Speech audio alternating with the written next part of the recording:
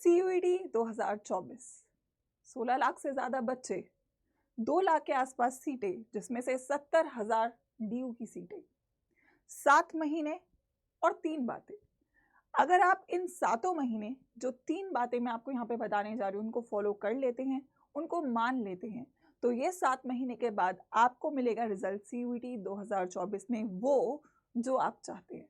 तो मैं आप सभी लोगों का बच्चों वेलकम करती हूँ इस वीडियो में, जिसमें मैं आप लोगों को एक प्रॉपर स्ट्रैटेजी और मैं आपको यहाँ पे एक वैसी बातें बताऊंगी जो आपकी रियल लाइफ प्रॉब्लम्स अभी चल रही हैं और जिनको फिक्स करना अभी ही ज़रूरी है, क्योंकि अभी नहीं तो कभी नहीं। राइट, सो यहाँ पे बच्चों मैं आपको एक चीज़ और भी बोलना चाहूँगी कि आप सभी लोगों को ये बात पता होने की ज़रूरत है कि सुनने में लगता है 7 महीने बहुत ज़्यादा टाइम है। Right, it is like October अगर हम गिरे तो अक्टूबर, नवंबर, दिसंबर, जनवरी, फरवरी, मार्च, अप्रैल, मई में तो एग्जाम ही है। 15 मई से सीयूटी 2024 का एग्जाम। सुनने में लगता है मैम 7 महीने बहुत टाइम है, मैम हो जाएगा, कितना ही पढ़ना है मैम, बोर्ड्स भी है। तो आप लोगों को ये समझने की ज़रूरत है कि ये 7 महीने में अगर आप मिनिमम 3 डोमेन्स भी लेके चलो, तो 3 डोमेन्स में मिनिमम एक डोमेन में अगर 12 चैप्टर भी हुए तो आपके 36 चैप्टर हुए डोमेन्स के। इसके अलावा लैंग्वेज जोड़ेंगे तो लैंग्वेज में मिनिमम से मिनिमम 20 टॉपिक्स तो रहे आपके लैंग्वेज के। और अगर आप जनरल टेस्ट भी दे रहे हैं तो जनरल टेस्ट में 20 से 30 टॉपिक रहेंगे आपके क्वांट और रीजनिंग के, और जो जीके करंट अफेयर्स है वो तो अलग ही है। सो इन टोटल अगर मैं बोलूँ तो आपके अप्रोक्सीमेटली 60 से 70 यूनिट्स हैं सब जोड़ के, जिनमें से आपकी 40 यूनिट्स मिनिमम ऐसी है जिनको आपको पढ़ना ही पढ़ना है और पूरी अच्छे तरीके से पढ़ना है। तो 40 यूनिट और 7 महीने, मैं बहुत ही छोटा अगर आपको टारगेट भी दूं, और ये केवल पढ़ना नहीं है, इसको कंप्लीट करना है, इसको रिवीजन देना है, इसके क्वेश्चंस लगाने हैं, इसको बार बार नोट्स के थ्रू रिवाइज करना है। कैसे कर सकते हैं? अभी आप लोगों की मुझे लगता है 3 प्रॉब्लम्स है। क्या है? 3 प्रॉब्लम्स है। सबसे पहली 3 में मैंने एक जोड़ दिया है अपनी मर्जी से कि एक और मुझे लगता है ये प्रॉब्लम रहेगी। तो बात ये है, सबसे पहली बात बैकलॉग्स। अब जो बच्चे ड्रॉपर्स हैं उनको, उनके लिए सबसे ज़्यादा प्रॉब्लम है बैकलॉग्स की। ठीक है कि अब टाइम निकल चुका है मैम, बहुत सारे चैप्टर्स छूट चुके हैं। इवेंचुअली अगर आप क्लास 12th में रेगुलर स्टूडेंट्स भी हैं तो स्कूल में कुछ और चल रहा है, आप ट्यूशन में कुछ और पढ़ रहे हैं, कहीं भी ज्वाइन भी जहाँ भी कर रखा है वहाँ पे कुछ और पढ़ रहे हैं बट पुराना भूल रहे हैं। तो ये बैकलॉग्स का क्या सोल्यूशन है? दूसरा सबसे बड़ा टारगेट, सिलेबस कंप्लीट कैसे किया जाए, इन गिवन टाइम में सिलेबस को कंप्लीट कब और कैसे किया जाए। तीसरी बात, प्रैक्टिस कैसे करें और कहाँ से करें। और चौथी बात मैम जो कभी नहीं होता, रिवीजन। मैम सिलेबस तो कर भी लें जैसे तैसे करके, बट रिवीजन तो नहीं हो पा रहा है। तो क्या सोल्यूशन है इन सारी बातों का, एक एक करके मैं यहाँ पे आपको उठाऊंगी एक एक बात को। और सबसे पहले बैकलॉग। बैकलॉग का बच्चों सोल्यूशन क्या है? जो चैप्टर आपके बैकलॉग है, अब जैसे मैं यहाँ पे उन बच्चों की भी एड्रेस कर रही हूँ जो ऑलरेडी हमारे बैचेस में हैं। फॉर एग्जाम्पल आप मेरे साथ एक बैच में पढ़ रहे हो और आपके मैंने 2-3 चैप्टर्स करवा दिए और बाय चांस आपने किसी रीजन से वो 2-3 चैप्टर छूट गए हैं। अब वो 2-3 चैप्टर आपके बैकलॉग्स हो चुके हैं। ऐसे ही हर सब्जेक्ट में मैं अगर मान लूँ आपको एक दो चैप्टर का बैकलॉग है, तो मानो आपके 5 चैप्टर्स का बैकलॉग है। ठीक है, बैकलॉग है 5 चैप्टर्स का, तो पहला काम आप इन 5 चैप्टर्स को डिवाइड करिए 2 कैटेगरी में, इमीडिएट और नॉन इमीडिएट। राइट, क्या वो चैप्टर, मतलब हो सकता है जैसे केमिस्ट्री की मैं बात करूं तो अगर वो केमिस्ट्री का आपका एक चैप्टर है फॉर एग्जांपल सॉल्यूशंस, और एक चैप्टर है आपका केमिस्ट्री का फॉर एग्जांपल आपका एल्कोहल फिनॉल ईथर, तो इनमें से इमीडिएट क्या है? इमीडिएट होगा on the basis of weightage and on the basis of इसका क्या आगे यूज होने वाला है। ठीक है, ऐसे ही आप हिस्ट्री से हो, अगर आप पॉलिटिकल साइंस हो, आप कॉमर्स से हो, आप अपने सब्जेक्ट में डिसाइड करो कि यार ये मेरा बैकलॉग है, इसमें से ये अर्जेंट टॉपिक्स है, ये नॉन अर्जेंट टॉपिक्स है। अर्जेंट टॉपिक्स वो टॉपिक्स हैं जिनकी वेटेज ज्यादा है, जो आप वेट नहीं करवा सकते हो, जो चैप्टर्स आपके आगे इस्तेमाल होने वाले हैं। ऐसे ही मैथ्स में बहुत सारे चैप्टर्स होते हैं जो आपके आगे इस्तेमाल होने वाले होते हैं। राइट, तो अगर आपके पास ऐसे चैप्टर्स है तो उनको पहले कंप्लीट करना है और बाद में जो बचे हुए चैप्टर्स है उनको करना है। अब करना कैसे है? दिन में आपको, अगर आपके बैकलॉग्स है तो 1.5 घंटा रोज निकालना है, apart from whatever else you are studying, उसके अलावा 1.5 घंटा बैकलॉग के लिए रखना है। और उस 1.5 घंटे में आपको बैकलॉग को टाइम देना पड़ेगा, क्योंकि अगर आप ये नहीं दोगे तो ये आपके सर पे एकदम पहाड़ की तरह बैठा रहेगा और जो आप कर रहे हो उसमें भी आपका मन नहीं लगने वाला है। तो इसके लिए आपको जितने भी बच्चों का जिसका नहीं है बैकलॉग वो ये टाइम अपना, अपने जो करंट टाइम है उसको देगा। लेकिन अगर किसी का बैकलॉग है तो 1.5 घंटा आप अपने बैकलॉग्स को दे रहे होंगे, जिसमें आप अपने जो बैकलॉग्स वाले चैप्टर है उनको कंप्लीट कर रहे होंगे। अब जरूरी थोड़ा है कि बैकलॉग इतना सारा कि आपको 7 महीने पढ़ना है। हो सकता है कि 1 हफ्ता या 2 हफ्ता आप पढ़ोगे तो 2 हफ्ते में आपकी बैकलॉग्स खत्म हो जाएंगे, बट 1.5 घंटा अलग से apart from your regular routine आपको निकालना पड़ेगा, क्योंकि आप पीछे हो ना थोड़े से। अब जो बच्चे ऑलरेडी वो कर चुके हैं उन्होंने तो वो कर लिया है ना, तो आपको थोड़ा तो एक्स्ट्रा एफर्ट डालना पड़ेगा। तो you have to give you 1.5 hour extra daily उस बैकलॉग को कंप्लीट करने के लिए, और प्रायोरिटी देनी है weightage wise. Next, syllabus completion. अब सिलेबस कंप्लीशन का तरीका है लाइव क्लासेस, ठीक है। अब मैं नहीं बोलूंगी आप जहां से भी पढ़ रहे हो, मैं तो चाहूंगी कि आप मेरे साथ पढ़ो, क्योंकि मुझे पता है कि हम लोग कैसे पढ़ा रहे हैं और हम रिजल्ट देने वाले हैं। बट दूसरा ऑप्शन यही है कि आपको लाइव क्लासेस नहीं छोड़नी। अब कुछ बच्चे कहेंगे मैम बैकलॉग चल रहा है, ये मैंने ऐसे बहुत बच्चों के साथ देखा है, उनका जो लाइव क्लास होता है वो छूट जाता है, तो वो क्या कहते हैं कि मैम पहले पिछला देख लेते हैं। पिछला देखते हो तो ये तो बैकलॉग कंटिन्यूसली क्रिएट हुए जा रहा है। अगर आपका बैकलॉग है तो आपको डबल मेहनत करनी है, आपको लाइव क्लास तो पढ़ना ही है, उसके अलावा 1 घंटा बैकलॉग को देना है। अगर आप इसके चक्कर में इसको छोड़ोगे तो ये तो पहाड़ बनता चला जाएगा और कभी बैकलॉग खत्म नहीं होगा और कभी आपका सिलेबस टाइम पे खत्म नहीं होगा। सो अगर बैकलॉग है तो दोनों को टाइम देना है, अगर बैकलॉग नहीं है तो केवल इसको टाइम देना और इसको स्किप नहीं करना है। लाइव क्लास आपको रोज लेनी है, रोज आपका जो स्टडी प्लान है उसको फॉलो करना है। आप जहां भी जिस भी बैच में उसकी बात मैं नहीं कर रही हूँ, but you have to follow your live classes, तभी आपका सिलेबस कंप्लीट होगा, टाइम पे खत्म होगा, क्योंकि टीचर के पास प्लान है, उसके पास एक प्लानर है जिसपे उसको सिलेबस को कंप्लीट करना है। वो सिलेबस कंप्लीट करवाएगा तो ऑटोमेटिकली तुम लोग का सिलेबस भी कंप्लीट हो जाएगा। और सिलेबस कंप्लीट करना है भाई दिसंबर, तो चलो ठीक है, जनवरी के एंड तक सिलेबस खत्म करने की सोच लो, क्योंकि उसके बाद अगर नहीं करोगे तो जो रिवीजन का टाइम है वो कम होगा, और रिवीजन का टाइम कम होगा तो कहीं ना कहीं तुम्हारा कॉन्फिडेंस कम होगा। तो ये दूसरी बात है कि आपको लाइव क्लास और आपको बैकलॉग्स को साथ में मैनेज करना है, ठीक है। तीसरी बात, प्रैक्टिस। अब ठीक है, अब आप लोग क्या कर रहे हो, अब आप लोग 1.5 घंटा अगर बैकलॉग है तो उसको दे रहे हो, और बाकी आपका जो लाइव क्लासेस है, फॉर एग्जांपल 2 क्लास है 1.5 घंटे की, तो आपका 3 घंटा लाइव चल रहा है और 1.5 घंटा बैकलॉग चल रहा है। बैकलॉग तो ये आपका होगा 4.5 घंटा अप्रोक्सीमेटली, ठीक है। ये मैं आपके हर सब्जेक्ट का जोड़ के बोल रही हूँ, ऐसा नहीं बोल रही मैं एक ही सब्जेक्ट को दे रही हूँ, तो 4-4.5 घंटा वो होता है। उसके अलावा आपको कम से कम मान के चलो कि 2 घंटा प्रैक्टिस के लिए निकालना। अब 2 घंटे में आपके 3 सब्जेक्ट हो सकते हैं कि आप प्रैक्टिस के लिए निकाल रहे हो। सबसे पहले डेली की अगर आपको जो भी टॉपिक करवाते हैं तो टीचर्स ऑब्वियसली आपको क्वेश्चंस देते हैं हर बैच में, जिस भी बैच में आप हो। और अगर आप बैच में नहीं हो तो आप कोशिश करो कि आप टाइम से टाइम बैचेस को ज्वाइन करो, क्योंकि चैप्टर वाइज तो ठीक है, आपको टॉपिक वाइज सवाल मिलते हैं। पहले तो जिस दिन जो करवाया गया उसके सवाल करने, उसके बाद उस सवाल के साथ आपको PYQs उस चैप्टर के करने हैं। PYQs हर टीचर का एक अपना तरीका है, कुछ टीचर्स साथ में देते हैं, कुछ टीचर्स लास्ट में देते हैं, लेकिन आपको PYQs करना है। अगर आप किसी ऐसे बैच में पढ़ रहे हो जहाँ पे आपको PYQs नहीं मिल रहे हैं तो आई थिंक आप गलत जगह पे हो, क्योंकि PYQs के बिना आप किसी भी एग्जाम को क्वालिफाई नहीं कर सकते हैं, क्योंकि PYQs रिपीट होते हैं, PYQs का पैटर्न रिपीट होता है, और PYQs से आपको एग्जाम लेवल और एग्जाम टेम्परामेंट का समझ में आता है। सो PYQs और डेली प्रैक्टिस आपको करनी ही करनी है, और उसके बाद चैप्टर के एंड में, मतलब चैप्टर के एंड तक कम से कम तुम्हारे 150 से 200 सवाल हो जाने चाहिए।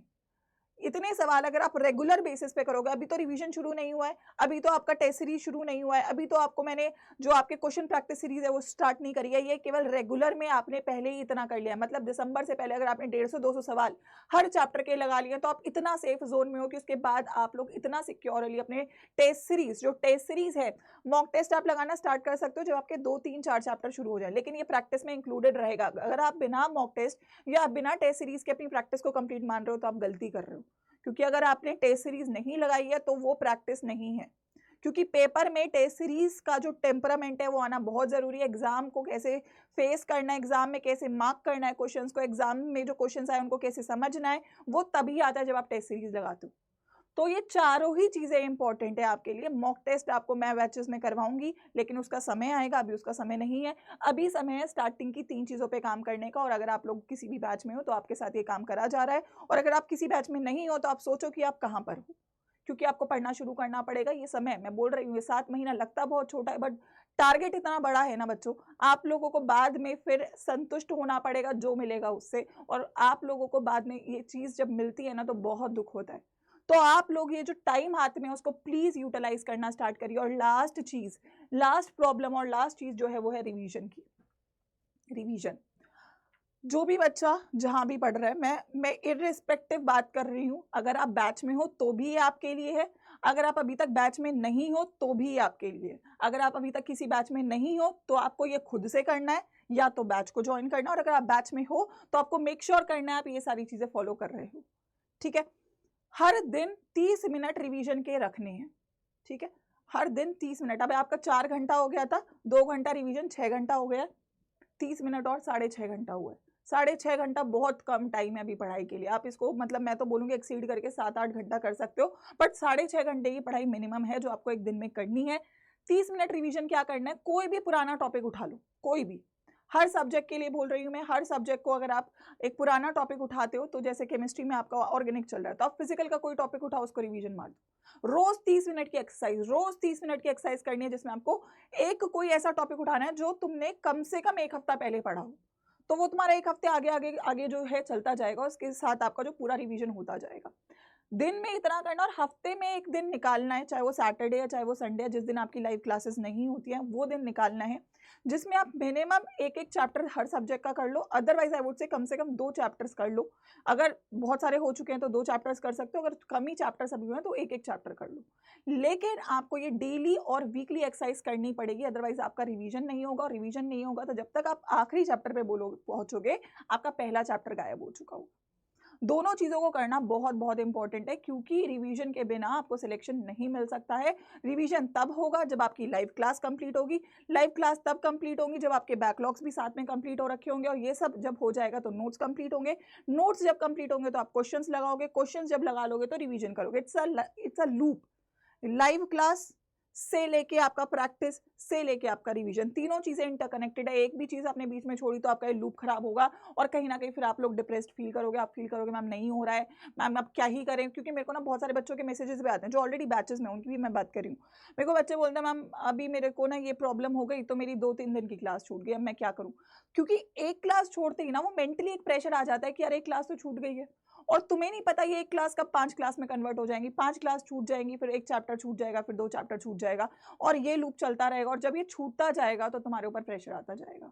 तो इससे पहले कि ये क्लास तुम पे प्रेशर बनाए, तुम्हें खुद से अपने आप में अवेयरनेस रखनी है कि मैम ये सारी चीजों को मेरे को फॉलो करना ही करना है। आई होप सभी बच्चों को ये बात क्लियर है। आप लोगों को अगर ये फॉलो करना हुआ, और अगर आपने फॉलो किया, तो आपको ये 7 महीने जो है ना इतना सुपर्ब रिजल्ट देंगे कि आप लोगों को कोई भी चीज की शिकायत करने की जरूरत नहीं पड़ेगी। और जैसा कि मैंने बोला, ये वीडियो हर उन बच्चे के लिए, चाहे वो बैच में है या फिर वो बैच में नहीं है। और अगर बैच में नहीं है तो मुझे नहीं लगता तुम्हारे पास कोई रीजन है कि तुम लोग किसी भी चीज को डिले करो, क्योंकि ये सारी बातें जो मैंने यहाँ पे बोली, ये सारी बातें मैं और पूरी टीम आपको फॉलो करवा रही है। और आपको सभी लोगों को पता है कि जो टाइम है वो बहुत कम है।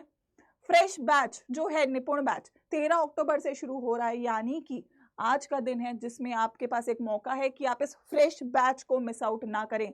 आप हो सकता है जो 20 दिन बाद एक बैच आए उसमें इनरोल कर लो, लेकिन ये 20 दिन जो गए ये वापस नहीं आएंगे बेटा। तो तुम अगर ये 20 दिन बाद करने की सोचोगे, या तुम 2 महीने बाद करने की सोचोगे, ये 2 महीना वापस नहीं आएगा। इन 2 महीने में जो बच्चा इनरोल कर चुका है वो पढ़ रहा है, वो तुमसे आगे निकल रहा है। तो कोशिश करो कि हर एक दिन, हर एक घंटा, हर एक मिनट तुम्हारे लिए इस वक्त इंपॉर्टेंट है। तुम उस कंपटीशन में खड़े हो जहां पे 20 लाख बच्चे एग्जाम देंगे। तुम उस कंपटीशन में खड़े हो जहां पे 70,000 सीटें, 70,000 में से भी 20,000 सीटें जो तुम्हारी स्ट्रीम की होंगी, 20,000 में से भी रिजर्वेशन और ये सब हटा के तुम्हारे पास कुल मिला के 10 से 5,000 सीटें होंगी। अब ये 5,000 सीटों में तुम्हें कंपटीशन को बीट कैसे करना है वो तो डिसाइड तुम ही करोगे, और उसके लिए तो तुम्हें पढ़ना पड़ेगा। तो मैं बस यही सजेस्ट करूंगी कि अगर आप लोगों ने अभी तक निपुण बैच इनरोल नहीं करा है तो आप मेक श्योर करिए आप बैच को इनरोल करेंगे। और जब आप बैच को इनरोल करेंगे तो ये है मेरा कोड, और मैं चाहती हूँ जो बच्चा मुझसे जुड़ा है, जो मेरे साथ चलना चाहता है, जो मेरे से किसी भी वक्त किसी भी चीज़ से इंस्पायर हो रहा है, वो चाहता है कि मैम हमें करना है, वो मेरे कोड के थ्रू बैच में इनरोल करें, ताकि मुझे फील हो कि आप मेरे लिए आ रहे हैं और मैं आप लोगों के साथ और बेटर कनेक्ट कर पाऊँ। क्या कर सकते हो, देखो ऑप्शंस बहुत सारे हैं आपके पास। साइंस, आर्ट्स, कॉमर्स जितनी भी स्ट्रीम है सबके महापैक्स अवेलेबल है। अगर आप लोग थोड़ा सा फाइनेंशियली ओके हैं, आई थिंक 9,000 में आपको किताबें, आपको मल्टीपल बैचेस का एक्सेस मिलता है, जो कि आपकी की पूरी CUT 2024 की प्रिपरेशन को पूरी तरीके से कवर अप करता है। तो पहला ऑप्शन आप सभी लोगों को मैं बोलूंगी आप महापैक्स में एनरोल कर सकते हो। साइंस, आर्ट्स, कॉमर्स जिस भी स्ट्रीम का है, कोड यही इस्तेमाल कर सकते हैं, सभी पे आपको उतना डिस्काउंट मिलेगा जो मैक्सिमम अवेलेबल है। अभी जितना भी मैक्सिमम डिस्काउंट अवेलेबल है वो आपको इस कोड से मिल जाएगा। महापैक is the very first option. And otherwise अगर आप लोग सोचते हो कि मैम मुझे बस एक ही बार ये है कि मैम मेरे को आप एक बार पूरा सिलेबस करवा दो, मेरे को आप पूरा जो है कंटेंट दे दो, मैं तैयारी कर लूंगा, मुझे ज़रूरत नहीं है, तो आप लोग जो आपका बैच है दैट इज योर निपुण बैच, जो आपका अभी 13 अक्टूबर से शुरू हो रहा है, 7,999 का बैच है, ये कोड लगा के ये 6,600 का है, और अगर थोड़े बहुत और कॉइन्स आप ऐप से इनरोल करोगे तो ये 6,500 के आसपास का आपको बैच मिल जाएगा। मेक श्योर करिए कि इस कोड के साथ बैच में टाइम से इनरोल कर लीजिए, क्योंकि ये 7 महीने बच्चों वापस नहीं आएंगे। ठीक है, आई होप सभी बच्चों को मेरा जो मैसेज है वो क्लियरली पहुंच चुका होगा कि समय बहुत मुश्किल से आप लोगों के सामने आया है, इस समय को जाने नहीं देना है। जो बच्चे नहीं है हमारे प्लेटफॉर्म पे उनको मैं बता दूं कि आप बैच में इनरोल कैसे कर सकते हैं। आप अड्डा 247 की वेबसाइट पे जा सकते हैं, यहाँ पर आप ऑल कोर्सेज में जाएंगे, ऑल कोर्सेज के सेक्शन में आप अंडर ग्रेड एंट्रेंस के CUET सेक्शन में अब आपकी जो भी स्ट्रीम है, साइंस आर्ट्स कॉमर्स, उसको खोल लीजिए। फॉर एग्जाम्पल मैंने आर्ट्स खोला तो दोनों ऑप्शन है। महापैक का ऑप्शन आप सभी लोग के पास है, पहला चॉइस मेरा सभी लोग के लिए रहेगा, आप महापैक्स में इनरोल करिए।